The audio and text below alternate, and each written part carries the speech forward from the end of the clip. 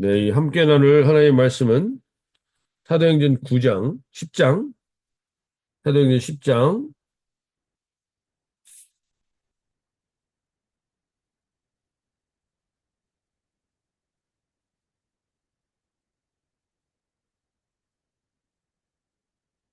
24절부터 48절까지입니다. 제가 새 번역 성경으로 읽어드릴 때 오늘 하나님 나에게 살아계신 그 한 말씀을 허락하여 주시옵소서 고백하며 나가겠습니다. 그 다음날 베드로는 가이사랴에 들어갔다. 고넬료는 자기 친척들과 가까운 친구들을 불러놓고 그들을 기다리고 있다가 베드로가 들어오니 마중 나와서 그의 발 앞에 엎드려서 절을 하였다. 그러자 베드로는 일어나십시오. 나도 역시 사람입니다. 하고 말하면서 그를 일으켜 세웠다. 그리고 베드로는 고넬료와 말하면서 집 안으로 들어가서 많은 사람이 모여 있는 것을 보고 그들에게 말하였다. 유대 사람으로서 이방 사람과 사귀거나 가까이 하는 일이 불법이라는 것을 여러분도 아십니다. 그런데 하나님께서는 나에게 사람을 속대거나 부정하다거나 하지 말라고 지시하셨습니다. 그래서 여러분이 나를 부르러 사람을 보냈을 때 반대하지 않고 왔습니다. 그런데 묻고 싶은 것이 있습니다. 무슨 일로 나를 오라고 하셨습니까? 고넬료가 대답하였다. 나흘 전 이맘때 내가 집에서 오후 3시에 드리는 기도를 하고 있었습니다. 그런데 갑자기 어떤 사람이 눈부신 옷을 입고 내 앞에 서서 말하기를 고넬료야, 하나님께서 내 기도를 들으시고 내 자선 행위를 기억하고 계신다. 곧바로 사람을 보내어 베드로라고도 하는 시몬을 불러오너라. 그는 바닷가에 있는 무두장이 시몬의 집에 묵고 있다. 했습니다. 그래서 나는 곧 당신에게 사람을 보냈던 것입니다. 근데 이렇게 와주시니 고맙습니다. 지금 우리는 주님께서 당신에게 지시하신 모든 말씀을 들으려고 다 같이 하나님 앞에 모여 있습니다. 베드로가 입을 열어 말하였다. 나는 참으로 하나님께서 사람을 외모로 가리지 아니하시는 분이시고 하나님을 두려워하며 의를 행하는 사람은 그 어느 민족에 속하여 있든지 다 받아주신다는 것을 깨달았습니다. 하나님께서는 이스라엘 자손에게 말씀을 보내셨는데 곧 예수 그리스도를 통하여 평화를 전하셨습니다. 예수 그리스도는 만민의 주님이십니다. 여러분이 아시는 대로 이 일은 요한의 세례 사역이 끝난 뒤에 갈릴리에서 시작하여서 온 유대 지방에 이루어졌습니다. 하나님께서 나사렛 예수에게 성령과 능력을 부어주셨습니다. 이 예수는 두루 다니시면서 선한 일을 행하시고 마귀에게 억눌린 사람들을 모두 고쳐주셨습니다. 그것은 하나님께서 그와 함께 하셨기 때문입니다. 우리는 예수께서 유다 지방과 예루살렘에서 행하신 모든 일의 증인입니다. 사람들이 그를 나무에 달아 죽였지만 하나님께서 그를 사흘 날에 살리시고 나타나 보이게 해주셨습니다.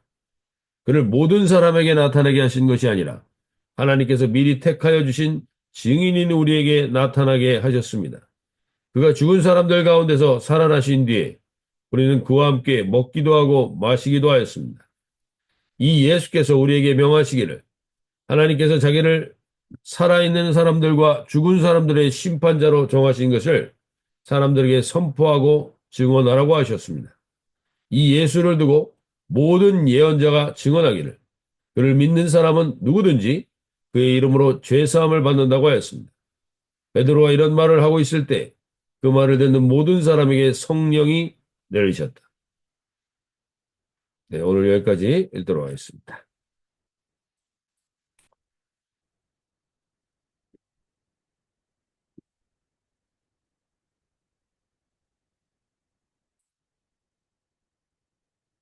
우리가 지금 사도행전 9장 10장을 통해서 사울과 베드로의 사역의 차이를 보게 됩니다. 우리는 이걸 보면서 누구를 하나님이 쓰고 있고 누구를 안 쓰고 있다라고 우리는 평가할지 모르지만 하나님은 이미 둘 다를 준비하시고 쓰고 계십니다. 쓰는 방식이 다를 뿐입니다. 하나님께서 사도 바울은 자기의 고향 다소로 가서 13년 동안 사도 베드로가 이러한 역사를 이루고 있을 때 13년 동안 그냥 치과하며 그곳에서 말씀을 준비하게 하십니다. 그것 또한 하나님의 성령의 역사이고 베드로는 오늘 이렇게 성령의 역사로 새로운 사역들을 기적과 여러 가지 하나님의 표적들을 이루며 그 사역을 감당합니다. 그러나 결국 이후에 사도 베드로의 시대가 끝나고 사울의 시대가 다시 열리는 것처럼 하나님은 우리에게 다 때가 있다라는 것을 알려주십니다. 오늘 사도 베드로가 가는 곳마다 성령의 역사가 있습니다. 그 성령의 역사의 가장 중요한 핵심은 사도 베드로가 중요한 게 아닙니다. 성령님이 그 일을 하고 있다는 겁니다. 근데 거기에 베드로가 쓰임을 받고 있는 가장 중요한 이유를 한번 우리가 성령님이 하시는 그 일에 쓰임 받는 사람들의 특징들을 한번 오늘 살펴보려고 하는데 그 이유는 베드로를 통해서 성령이 일을 하시는데 욥바에서 베드로가 엄청난 기적을 일으켰습니다. 근데 그 베드로가 그 기적을 일으킬 때 얼마나 많은 욥바의 기득권자들이 베드로를 자기의 집으로 모시고 싶었을 겁니까?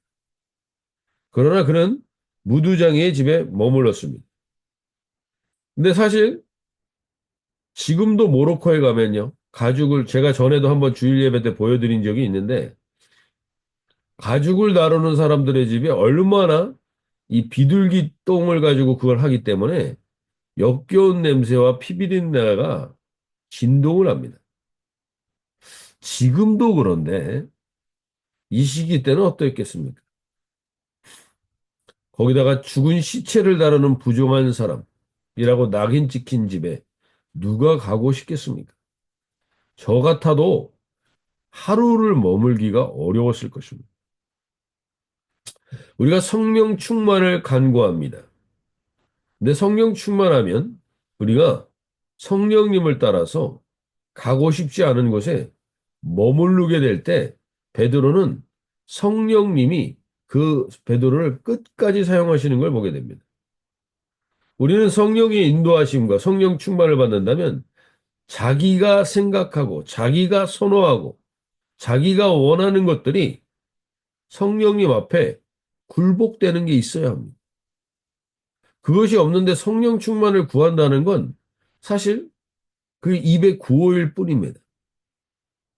내가 절대로 하고 싶지 않은 일, 원치 않는 일이라도 성령님의 뜻에 따라서 할 태도가 있었을 때 우리는 비로소 하나님께서 그 길을 더 열어주시는 것을 보게 됩니다.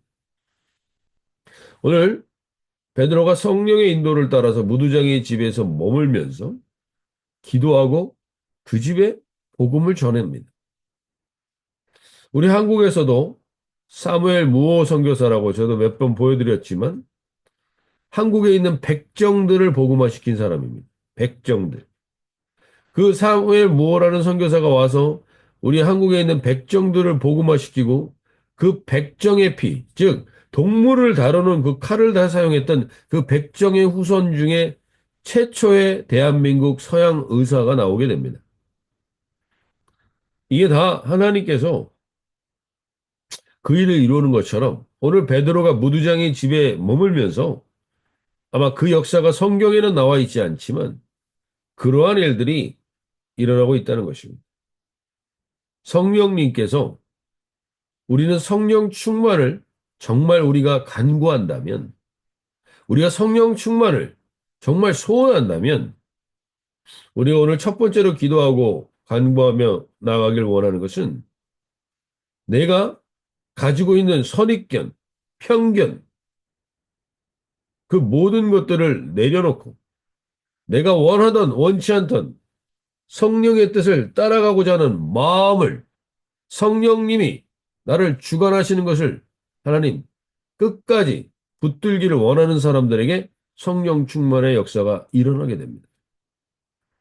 오늘 이 새벽에 이 아침에 우리를 깨우시고 주님이 오늘 우리는 우리가 살아가면서 알게 모르게 내가 가지고 있는 선입견과 편견과 기준과 가치가 있습니다. 그러나 그것은 하나님이 성령님이 특별히 우리가 사람에 대해서 그런 평가를 내가 하고 있는 것이 있다면 오늘 성령 하나님 앞에서 무두장이든 이방인이든 상관없이 그 지경이 넓어지기를 성령 하나님 오늘 우리에게 원하십니다. 그거 쉬운 일이 아닐 것 같아요. 난 어려워요. 전 못해요. 라고 말할 수도 있을지 모르지만 오늘 우리가 이 아침에 기도하며 나갈 때 정말 우리가 요즘 갑작스럽게 세상을 떠나시는 분들을 또 보게 됩니다. 또 폐렴이 돌고 이러면서 더더군다나 그런 상황들을 보게 되는데 우리가 주님을 맞이할 준비를 하셔야 됩니다. 내 개인적인 죽음이든 아니면 뭐 시대적인 하나님의 예수님의 재림이 오든 그때 이 성령 충만함을 경험해 보지 않았던 분들은 주님과의 만남에 어떠한 대화를 할 수 있을지 오늘 돌아보며 정말 다시 한번 주님, 내가 가지고 있는 지금 그 무엇 때문에 성령님이 나의 지경을 넓히지 못하고 있는 부분이 있다면 성령님이 나를 통해서 이루시고자 하는 일을 못하고 있는 것이 있다면 오늘 성령님 그 지경을 넓힐 수 있게 해 주십시오. 하나님께서 그 역사를 이루어 달라고 오늘 기도하며 나갈 수 있길 바랍니다. 베드로가 이 성령에 충만하여 무두장이 집에 머물자 하나님은 베드로의 지경을 더 넓히십니다. 그 하루도 거기에 그 집에 머물기가 어려운 그 집에 며칠씩 묵으며 베드로가 성령의 인도를 받자 성령 하나님은 베드로의 지경을 더 넓히셔서 오늘 10장 28절을 보시면 이제 유대인으로서 이방인과 교제하며 가까이 하는 것이 위법인 줄을 너희도 알거니와 하나님께서 내게 지시하사 아무도 속되다 하거나 깨끗하지 않다 하지 말라 하시길. 베드로는 이제 지경이 더 넓어져서 이제 무두장이는 부정한 사람이지만 그래도 유대인입니다. 근데 그 유대인의 지경을 넘어서서 이제 이방인에게 이방인의 집에 가는 것은 불법인데 위법인데 그것을 넘어서게 합니다. 이것은 단순히 베드로와 고넬료의 이야기만이 아니라 하나님께서 이 일을 통해서 이방인에게 복음이 전해지는 그 통로로서 대표적인 사도가 앞장서야 됨을 하나님이 일깨우시며 베드로에게 이 사건을 주신 것입니다. 베드로가 고쳐야 될 부분, 베드로에게 있는 모든 그 선입견과 편견, 그것들을 하나님이 깨십니다.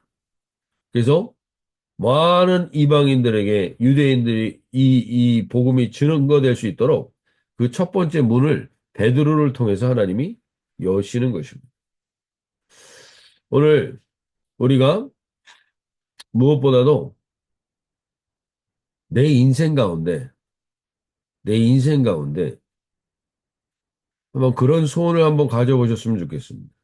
저도 그렇고 내 인생 가운데 내가 예수님을, 예수님을 마음을 다해서 정말 알릴 수 있는 사람이 진정 10명 정도가 있으면 10명이라도 아니 10명이 아니라도 단 3명이라도 그런 사람이 있는가? 내가 나를 통해서 예수님을 만나게 된 통로가 주님, 제가 되게 해주십시오. 이런 소원을 좀 가질 수 있는 이 새벽에 한 분 한 분이 되셨으면 좋겠습니다. 나를 통해서 예수님을, 이 복음을 알게 된 정말 하나님, 우리가 몸이 아플 때 뭐 하나가를 먹고 뭐 하나가 나에게 좋았던 것이 있으면 그것은 아낌없이 우리가 누군가에게 전하는데 나는 정말 예수님을 그렇게 전하고 있는가? 저부터도 한번 돌아보면서 오늘 이 생명의 복음이 우리를 통해서 확장되어 가는 역사가 있게 해 주십시오. 내 가족과 내 가족의 지경을 넘어 하나님 두세 가정에라도 이 복음이 전해질 수 있는 통로가 되는 그러한 성령의 역사를 오늘 경험해 보는 복된 하루가 되게 해달라고 그렇게 기도하며 나가실 수 있길 바랍니다. 우리 한 가지만 더 나눠볼 때 사도행전 10장 25절 26절 보시면 마침 베드로가 고넬료 집에 들어옵니다. 그 들어올 때 고넬료가 맞아 엎드려 절합니다. 그러나 베드로가 일켜 이르되 일어서라 나도 사람이라 하고 말합니다. 나도 사람입니다 라고 고백합니다. 또 한 가지 성령이 이끄는 사람의 가장 대표적인 특징은요. 이 당시 때 고넬료는 이달리아 군대의 백부장이면 사실은 유대인들이 절대로 함부로 대할 수 있는 사람이 아닙니다. 그런 사람이 나한테 엎드려서 절을 한다는 건 때로는 되게 영광스러운 일이고 만족스러운 마음이 들 수도 있는 상황입니다. 그런데 베드로는 진짜 성령의 사람은 사람에게 어떠한 대접을 받는 것에 별반 중요한 가치가 있지 않습니다. 진짜 내가 성령의 사람인가 아니면 아직 내가 성령님과 멀어져 있는가의 가장 중요한 특징 중에 하나는 사람이 나를 어떻게 대하는가에 내가 너무 민감한 겁니다. 그러다면 저와 여러분은 성령님께 민감한 게 아니라 사람에게 민감한 것일 수 있습니다. 성령님께 정말 민감한 사람은 사람에게 어떠한 대접을 받는 게 별 의미가 없습니다. 왜냐하면 성령님이 나한테 뭐라고 하는 게 가장 중요하기 때문입니다. 성령 하나님이 나에게 무엇이라고 말씀하시는가가 가장 중요한 거기 때문에 내가 얼마나 많은 사람들에게 얼마나 많은 영향을 끼치고 얼마나 많은 사람들에게 어떠한 대접을 받는가가 그렇게 중요하지가 않습니다. 그건 그럴 수도 있고 내가 하찮은 무두장이 사람의 집에 있어도 상관없고 대단해 보이는 고넬료의 집에 있어 아무 상관이 없습니다. 그건. 나에게 성령 하나님이 지금 나에게 뭐라고 하시는 거예요? 성령 하나님이 나를 어떻게 평가하시는가? 이것이 가장 주된 관심사가 되실 수 있길 바랍니다. 오늘 이 하루를 살아가시면서 저와 여러분은 수많은 사람들을 만나게 될 것입니다. 그때 하나님 어서리티를 사람에게 두시지 말기 바랍니다. 나의 삶의 오늘 하루의 어서리티를 성령 하나님께 두고 성령 하나님이 나에게 무엇을 하시는가? 성령 하나님이 나를 어떻게 이야기하시는가에 성령에 민감한 하루가 될 수 있길 바랍니다. 마지막으로 베드로는 고넬료에게 이 복음을 전합니다. 그러면서 나사렛 예수 38절에 보시면 하나님이 나사렛 예수에게 성령과 능력을 기름 붓듯 하셨음에 그가 두루 다니시며 선한 일을 행하시고 마귀에게 눌린 모든 사람을 고치셨으니 이는 하나님이 함께 하셨습니다. 오늘 무엇보다도 하나님 간절한 소원 중에 하나 내가 가는 곳마다 마귀가 떠나가는 역사가 있게 해주시고 성령 하나님이 함께 하심을 보게 해주십시오.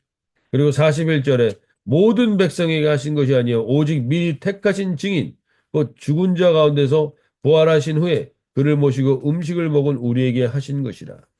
부활하신 후에라고 말합니다. 오늘 하나님 우리가 성령님께 민감하고 성령님과 동행하면 반드시 하나님 마귀에게 눌려있던 모든 것이 하나님 고침받는 역사가 있게 해주십시오. 그것이 바로 나를 통해서 있게 하여 주십시오. 오늘 이 새벽에 성령 하나님께 나온 모든 새벽에 한 분 한 분들에게 그 역사가 있게 해달라고 기도하며 나갈 수 있길 바랍니다. 그리고 오늘 우리가 불렀던 찬양처럼 이 땅 위에 험한 길 가는 동안 참된 평화가 어디 있습니까? 없습니다. 그 평화는 성령 2001년에 그 자기가 재임하고 있는 기간 동안에 평화가 있었다라고 했던 빌 클린턴 대통령, 그때 9.11 사태가 일어납니다. 자기가 무언가를 평화를 이루는 통로가 된 것처럼 이야기하는 모든 사람들에게는 반드시 그걸 장담하고 그걸 보장한 사람들에게는 반드시 문제가 생깁니다. 이 땅 위에 길을 가는 동안 우리가 보장할 수 있는 평화는 없습니다. 진정한 평화는 하늘 위에서만 내려옵니다. 그 성령 하나님과 함께한 사람, 그 사람은 부활의 증인이기 때문에 죽음을 이긴 평안, 그것만이 진정한 평화입니다. 죽음을 이기지 못한 평화는 언제나 일시적입니다. 잠깐은 좋은 것 같습니다. 그러나 곧 죽음이라는 재난을 면하지 못합니다.